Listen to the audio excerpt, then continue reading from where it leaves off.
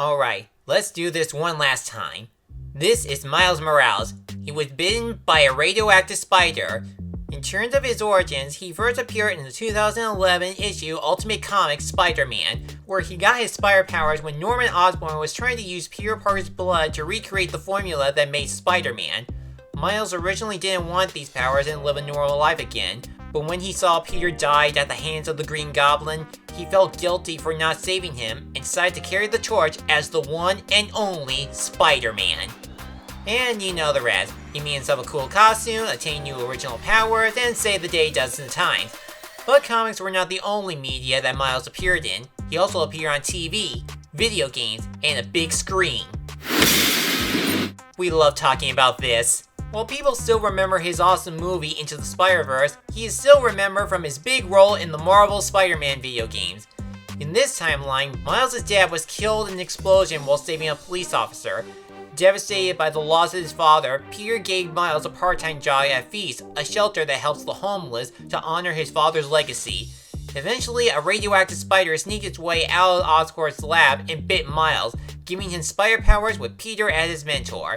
For this review, I will be looking over the 2020 video game that's a follow-up to the first Marvel Spider-Man game. But just a heads up, I did play this on the PlayStation 4, so let's just see how this game format plays out. Welcome to another episode of the Wonder Reviews. It's time to see Spider-Man from another dimension. Well, another dimension. This is Spider-Man, Miles Morales. Following the events after the first game, Peter Parker is going away for a few weeks to help MJ on a news report, leaving Miles to look after the city all by himself. After Peter left, there's a huge feud going on between the big-time energy corporation Roxxon and the high-tech criminal army, the Underground, led by the Tinkerer. Now Miles must find a way to stop the Roxxon and Underground war while protecting the city from danger.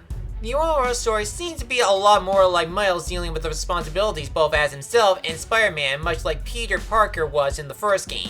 But there's a big difference on why it doesn't feel that recyclable. The first game focused on Peter Parker later after he got his spider powers and doing his best to protect the people he loves and the rest of New York City. Here, Miles just got his Spider-Man powers and he's still in training to get used to them, including some new ones. Another thing that makes Miles stand out as Spider-Man is with his interactions between his family, friends, and the people from his hometown Harlem. Whether it be in the main story or the side quests, he's always there to lend a helping hand, living up to your friendly neighborhood Spider-Man. Speaking of neighbors, all the characters do play an important role in helping Miles protect New York City when he's out doing his own missions, and also help him grow as a character. You have Genki Lees that can hack into systems, Rio is Miles' mother that's running city council seat while ensuring Miles and everyone in Harlem is safe. Finn is Miles' old best friend that wants to reconnect each other. And Aaron Davis is Miles' uncle that wants to make sure that his nephew is safe from danger and not follow the dangerous path that he did on becoming the Prowler. Which goes deep into his past that Miles' dad and uncle used to have a strong relationship before his dad discovered the Prowler's true identity. Well, we all know the number one rule that a superhero must never reveal their secret identity to keep everyone safe. There were multiple instances where Miles does get discovered that he's Spider-Man, either by guessing or when he opens up during free time. But the thing is, Miles is trying to be Spider-Man in his own way by following his heart. When it comes to the visuals to the game, the quality has gotten stronger than the first game. The character designs are more realistic along with the motion capture. The textures like on hair, metal, and the Spider-Man costumes are well detailed, and even the lighting presents some outstanding visual effects from the Underground's weapon or Miles' new powers like camouflage or electricity. And whenever it cuts to an action scene, either cinematic or in the gameplay, they are awesome to watch and display some web slinging and shooting moments. Baby! For the backgrounds, well, it looks nice, but it's just your typical New York City you see in other media. It's just covered in snow. Luckily, the designer did much that they can to present some beautiful Christmas decorations and even take us to new places that we haven't seen from the first game, like the Science Museum. The gameplay in this Spider-Man does bring back some of the best combats and mechanics while also amending and adding some new ones to make it more fun.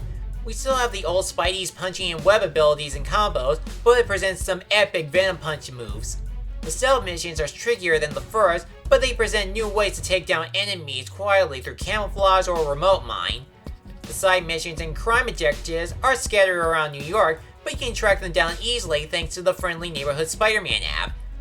Jane Jonah Jameson is back ranting about Spider-Man on his podcast, but he gets overshadowed by Danica. Obviously, we're covering the Spider-Man's incredible takedown of Rhino. Subscribe. Danicast, new favorite podcast.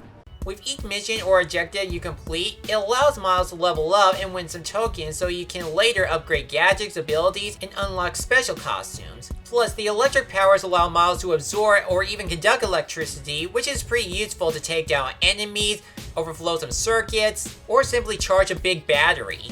The game also succeeds as a fun scavenger hunt where you had to help Miles attain underground caches, time capsules, postcards representing parts of New York, and even audio samples.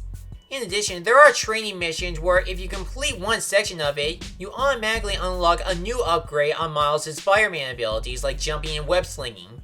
The boss battles are enjoyable to battle, from the powerful Rhino to the emotional Prowler to the assertive Tinkerer. Which I will say the big downside to this Spider-Man game is that it's really shorter than the previous one. This is a game where you might complete it in a couple of days. It does have the right material to make a Miles Morales video game. It just needed more missions and even bosses. Yes, the first game had the Sinister Six as the main villain, which explains the long length. But then you have the side bosses like Tombstone or Taskmaster, plus some additional missions and DLCs. Here, you only have the Prowler, the Tinkerer, and the Rhino, both in his normal and Roxxon costume. Simon is also the villain of the game, but his role is to replace Norman Osborn from the last Spider-Man game as the corrupted corporate guy. I already guessed the Tinkerer's identity before the big reveal, but the villain is still a three-dimensional character with a unique connection with Miles and how he's trying his best as Spider-Man to reach out to the Tinkerer to stop the war. If the second game included more Spider-Man villains that already existed in this timeline like the Lizard, Mysterio, or bring back some old foes like the Taskmaster or another Sinister Six member, it would stretch the game further either as a story or a side quest. But no matter how long or short the game is, or who's wearing the Spidey costume, you can still 100% guarantee that you played a Spider-Man game. Spider-Man Miles Morales is a Spider-Man project that shows that Miles Morales is an amazing Spider-Man on a video game. Well, the game's length is shorter than the first game, but it still has a strong story, memorable characters, great gameplay, and some enormous visuals. This is a must-have for Spider-Man and Into the Spider-Verse fans. It may not be the ultimate Spider-Man sequel, but it's still a spectacular spin-off before we get to the second main course. I'm gonna give this Spider-Man video game an A- along with the Diploma of Destiny. There aren't that many clues what's to come to this video game series aside from the ending, but it's probably best to keep it hidden for now. While the first game gave so much away what's to come in the future, like original storylines and new villains, it still felt contained in its own universe with its own original story. And that's what the Miles Morales game did. Stay connected to the first game, but fulfill itself as its own standalone Spider-Man story. This video game series does have a lot of what it takes to be its own epic universe, and much like Into the Spider-Verse, let's give it some time and see how it will go. I'm Matt Harry Patrick. Now if you'll excuse me, I'm going to challenge Spider-Man Noir into a Rubik's Cube competition.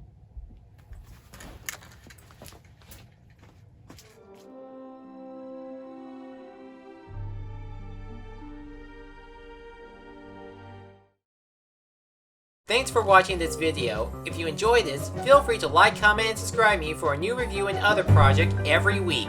I'll see you soon.